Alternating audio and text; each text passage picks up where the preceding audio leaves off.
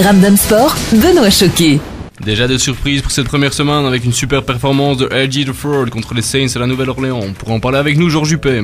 Georges, toi qui as suivi le match, que peux-tu nous dire sur les débuts de Griffin avec les Redskins? Que c'est le meilleur des 5 rookie quarterbacks qui ont commencé le championnat, puisque c'était un record.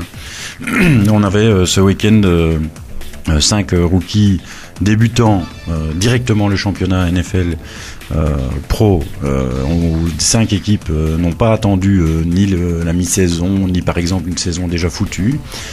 C'est le meilleur des 5.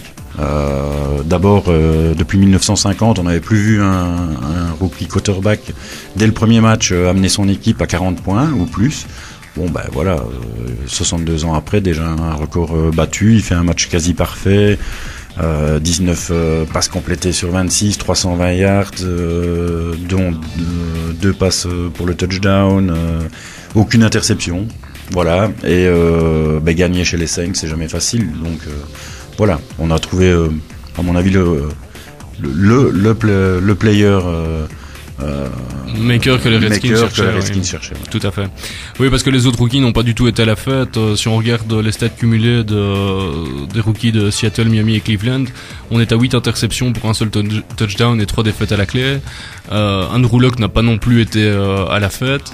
Quand on voit, il a fait quoi, 309 yards, un touchdown et 3 interceptions. Oui, enfin je pense qu'après Griffin, c'est celui qui quand même, à mon avis, fait une performance, mais contrairement aux autres, ce qui fait vraiment la différence dans le match de Washington avec Robert Griffin III, c'est que déjà beaucoup de variété dans le jeu, grosse consistance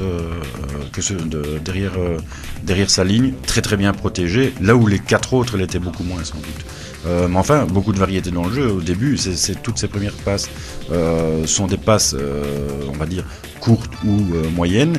Et puis tout d'un coup, je crois que c'est à la 8e, bang, touchdown de 88 yards.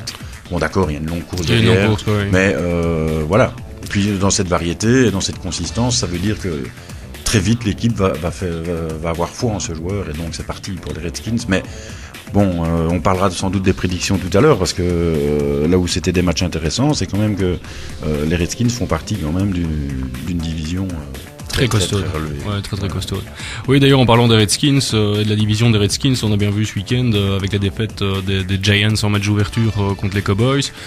Des Giants affaiblis, les defensive backs sont un peu tous sur le côté pour le moment, et l'attaque, on a remplacé des Manningen et des Jacobs par des rookies qui doivent encore confirmer. Ouais, je pense même que pour les Giants, même s'il reste évidemment 16 semaines et on va dire 15 matchs pour parvenir à ses fins, je pense que la division va être trop relevée pour eux. Je pense que pour les Cowboys, qui sont à chaque fois dans les favoris, donc pour Dallas, il s'agira comme d'habitude de voir l'écueil, la transition novembre-décembre, ou sinon des bons débuts, un Romo, moi personnellement c'est pas un de mes joueurs favoris, mais quand un joueur joue bien il faut savoir le reconnaître, et il a été très bon, et Philadelphia Eagles qui a quand même, on peut le dire, ramé hier, comme c'est pas possible.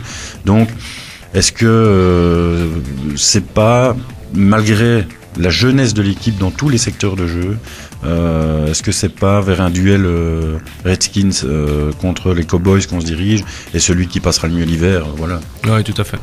Non, on a aussi vu des belles perfs, que ce soit les Bears avec Cutler qui a fait un très bon match contre Kansas City, et puis après on a eu Matt Ryan qui a fait aussi un très très solide match. D'ailleurs non, Cutler c'était contre les Colts, et Kansas City c'était contre les Falcons avec Matt Ryan qui a fait une très très solide performance aussi lui.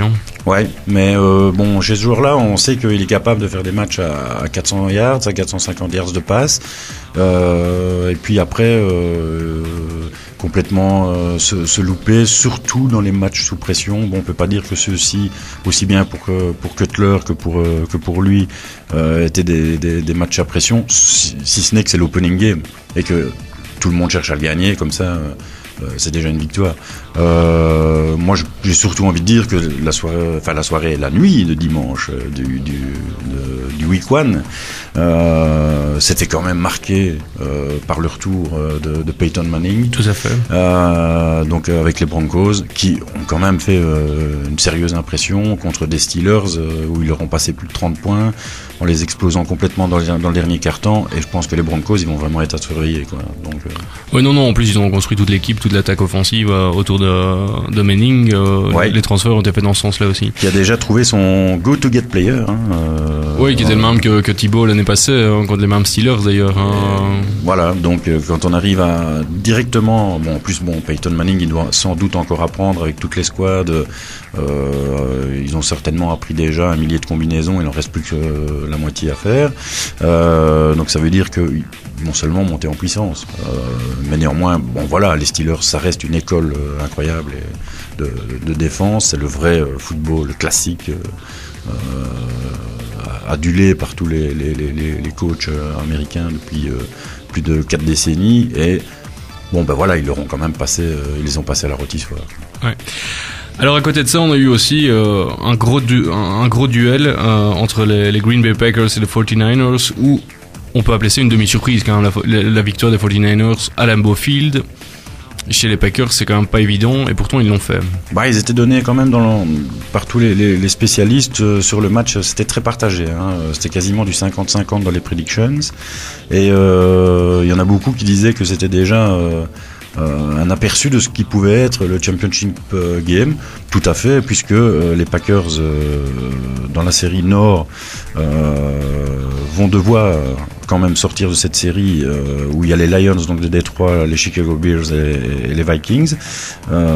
Pas évident non plus, puisque Chicago se présente comme un gros candidat. Mais les Packers au Lambeau Field pour un match d'ouverture, aller gagner là-bas, c'est vrai que c'est en ça que c'est une demi-surprise. Mais quand on voit le match, c'est indiscutable, mais c'est le fait d'aller gagner là-bas, quoi. C'est vraiment le chaos d'entrée à la Tyson que les 49ers ont signé.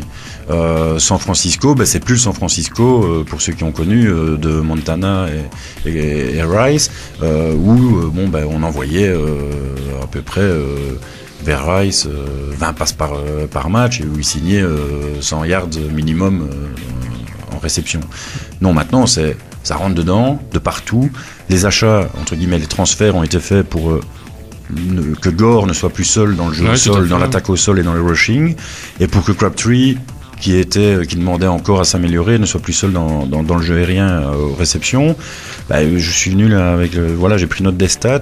On se retrouve quand même du coup avec une attaque aussi bonne au sol que dans les airs.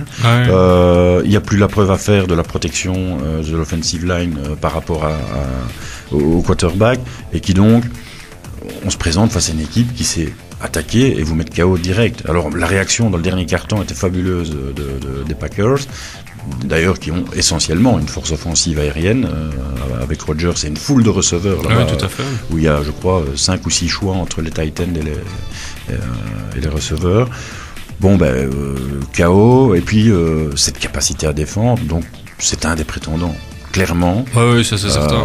Ce sera San Francisco qui, lui, en plus, est dans une série. Ils doivent sortir, émerger vraiment de cette division assez rapidement. Et alors, un petit mot pour terminer, avec la gang Green, qui peut être soulagée de son côté, parce qu'après une pré-saison anémique d'un point de vue offensif, ils ont quand même enfilé 48 points à Buffalo, qui a fait quand même pas mal de transferts au niveau défensif. Ils ont été chercher linebacker d'Houston et des Patriots. Et pourtant, Sanchez a fait taire les critiques une bonne fois pour toutes et a montré que c'était bien lui le mettre à bord, parce qu'on peut pas dire que l'apport de Thibault a vraiment été important dans cette victoire. Sanchez a clairement, avec 70% de passes et 3 touchdowns, a vraiment montré qu'il était là, quoi. Oui, mais je ne sais pas si les critiques, je reviendrai peut-être un jour, même sur votre antenne, pour encore le critiquer. Si jamais il retombait dans ses travers, on verra dans les matchs sous grosse pression. Je pense que tout le monde attendait de savoir si c'était vraiment le quarterback number one des Jets. Ça l'est. Thibault, à mon avis, n'a pas été transféré pour ça. Il était là pour lui mettre la pression. On sent que maintenant, il a quand même pris, j'ai vu c'est 7 ou 8 kilos, Tim Thibault, de muscles. Bon, on en fait plus finalement, ou un fullback ou un running back. Voilà, est-ce que de temps en temps dans la red zone, est-ce que c'est pas avec les deux pour semer la zizanie que le coach va jouer pour déstabiliser les défenses adverses? Ce qui est sûr, et pour revenir sur ce que vous disiez, clairement, quand on fait des pre-season games comme ils ont fait, en se prenant autant de critiques et en passant quand même plus de 40 points hier, en survolant complètement la rencontre, malgré une interception assez rapide, dès le début du match, assez rapide. Et puis après mener ce match-là, voilà, les Jets, je pense que ce sera eux ou les Pats qui sortiront de cette division-là, et le duel est lancé dès le week 1. Oui, tout à fait. Oui, non, et puis bon, le gros changement aussi chez les Jets, c'est le O-line. Hein. Bon, Hunter est parti, c'était quand même le tackle qui avait permis le plus de sacs de quarterback l'année passée. Et il était remplacé par un anonyme, Austin Howard, qui provient des Eagles, qui était réserviste, et qui a fait un très bon match, vu qu'hier, Sanchez n'a pas été taclé du tout. Ramdam Sport, Benoît Choquet.